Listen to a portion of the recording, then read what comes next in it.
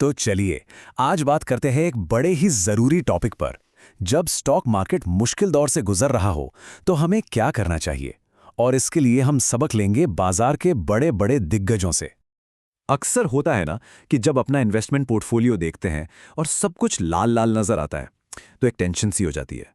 लगता है कि सारी मेहनत बेकार चली गई। पर क्या ये कहानी सिर्फ हमारी और आपकी है? जरा इस नंबर पर गौर कीजिए, -67.8%। बहुत बड़ा नुकसान है ये। और फिर ये वाला -61.3%। गिरावट का सिलसिला रुक ही नहीं रहा। और एक और लगभग आधा साफ। ये आंकड़े देखकर तो सच कहूं किसी का भी दिल दहल जाएगा, है ना?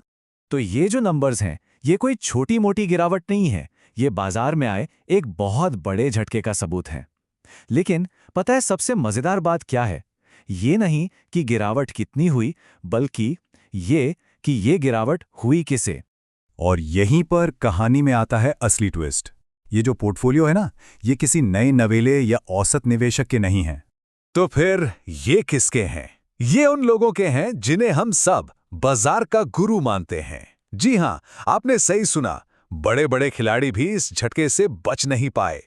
ये वो लोग हैं जिन्हें हम शेयर मार्केट के तुर्रम खां कहते हैं। मतलब ऐसा माना जाता है कि इन्हें तो सब पता होता है ना, कि मार्केट किधर जाएगा, कौन सा शेयर चलेगा। पर सच क्या है?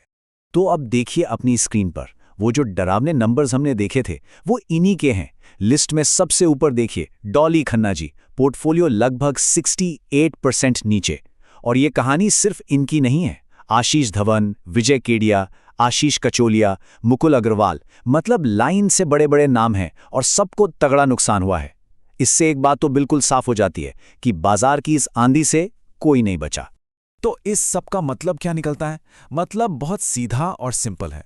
अगर इतने बड़े, इतने अनुभवी इन्वेस्टर्स भी इतने बड़े लॉस में हैं, तो फिर हमें और आपको घबराने की क्या जरूरत है? देखिए, अगर आज अपना पोर्टफोलियो 25 से 40% डाउन है तो ये पैनिक करने का टाइम नहीं है, बल्कि ये समझने का टाइम है। ये मार्केट साइकिल का एक बिल्कुल नॉर्मल हिस्सा है, जिसे, जैसा कि हमने देखा, बड़े बड़े दिग्गज भी झेल रहे हैं। ठीक है, ये तो समझ आ गया कि घबराना नहीं है। पर अब सवाल ये है कि करें तो करें क्या? क्या हाथ पर हाथ धरकर बस इंतजार करें? जी नहीं। तो आगे की स्ट्रैटेजी क्या होनी चाहिए? देखिए, जवाब बहुत ही सिंपल है। पहला, अच्छी फंडामेंटली स्ट्रांग कंपनियों के शेयर खरीदने का ये एक अच्छा मौका हो सकता है। और दूसरा, और ये सबसे जरूरी बात है, सारा पैसा एक बार में मत लगाइए। धीरे धीरे किश्तों में खरीदारी करें, जिसे हम सिस्टमैटिक अप्रोच भी कहते हैं। मुश्किल समय में यकीन मानिए यही सबसे सही और समझदारी भरी रणनीति होती है। चलिए अब इस पूरी बातचीत को एक आखिरी और सबसे जरूरी नियम के साथ खत्म करते हैं।